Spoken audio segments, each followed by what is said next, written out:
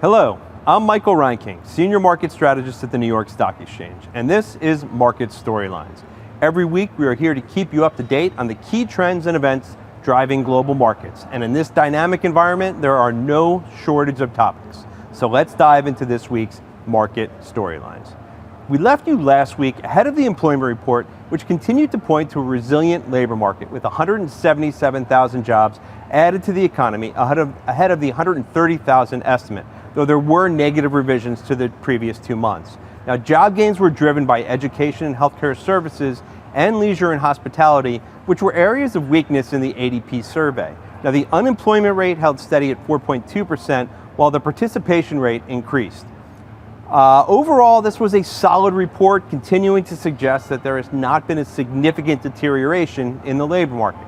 Now, this helped major indices rally on Friday, with the S&P 500 ending up about 1.5%, capping off a 9-day winning streak, the longest since 2004, and recouping all of the post-Liberation Day losses. Now, this was one of the last major pieces of economic data ahead of this week's Fed rate decision, which, along with a better-than-feared ISM survey services report this week, removed whatever little suspense there was heading into that event, which we'll discuss more in a moment.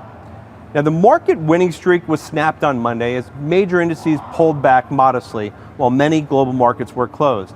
However, a new winning streak started as the New York Knicks have now pulled off back-to-back epic comebacks to take a 2-0 lead in their playoff series heading into the Garden this weekend. Sorry, I digress. Now, this week, it continued to be busy on the earnings front, and trade headlines continue to make waves. As we're moving deeper into the earnings season, most of the major themes have already been hashed out. So until we start to hear from major retailers and NVIDIA over the next couple of weeks, this is having less of a market impact. Now, throughout the week, the administration continued to feed trade hopium, teasing the first trade deal, which got announced this morning, while also setting up the first high-level meeting with China in Geneva this weekend. But before we move on to trade, let's talk about the Fed meeting. Now, as widely expected, the committee left rates unchanged. Now, last week we highlighted that the first negative GDP print since 2022 provided some good clickbait, but noted that the underlying data didn't point to a sharp decline in activity.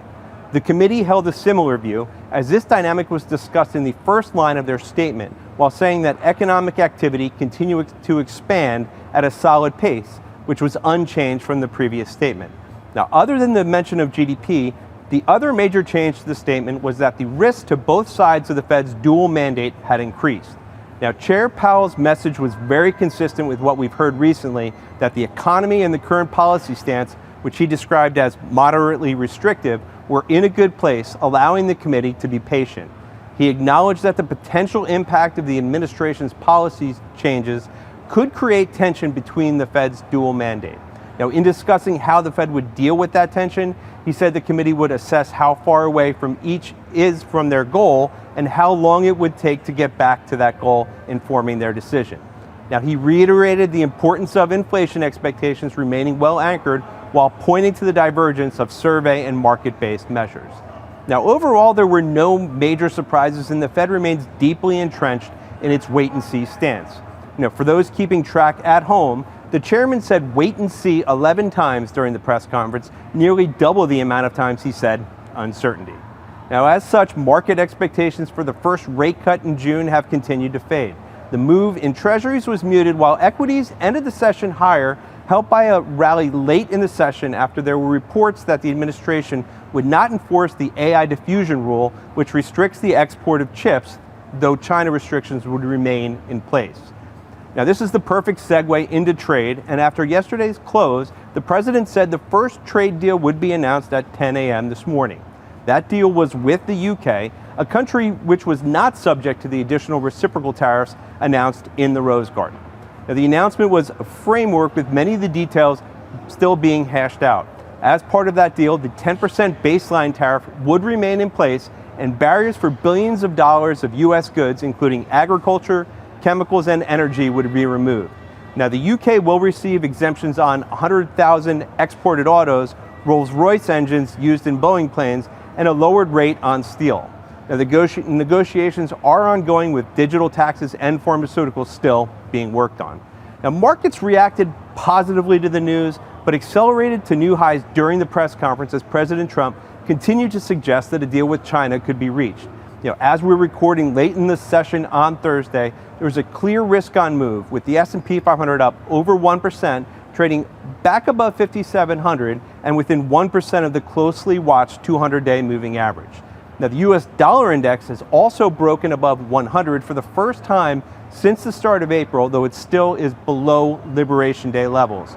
And Treasury yields are up about 10 basis points, while gold is down over 2.5%, giving back much of this week's gains. And lastly, Bitcoin is also back above 100,000.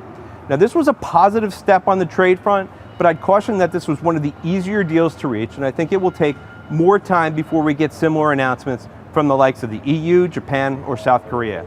As it relates to China, this weekend's meeting is about de-escalation. Substantive agreements are still a ways off. Now, looking to next week, the headlines coming out of this meeting will set the tone. The focus will then shift back to the economic data with CPI on Tuesday and retail sales on Thursday, though Walmart earnings that morning may be more insightful about the state of the consumer. Now, President Trump will also be traveling to the Middle East after OPEC Plus announced a production increase this past weekend. That's going to do it for another action-packed week here at the New York Stock Exchange. Once again, thank you for spending some time with us today. Remember, you can always watch on tv.nysc.com or our YouTube channel, or listen on the Inside the Ice House podcast feed. I'm Michael Reinking. I'll talk to you again next week.